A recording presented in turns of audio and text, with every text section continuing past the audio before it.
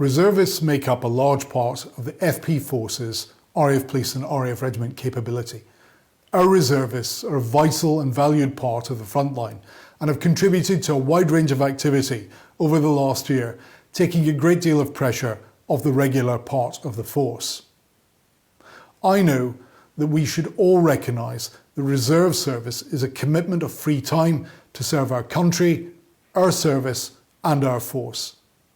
Right now, we have reservists deployed operationally in locations across the Middle East and in Eastern Europe, and some continue to support the nation's COVID response. These are vital activities, and we should be proud of those who have volunteered for them.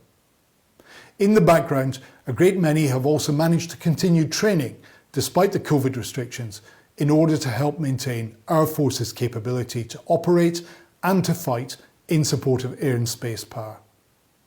I'm exceptionally grateful to our reservists, and I would like to thank them and their families on Reserves Day for everything they do for our force.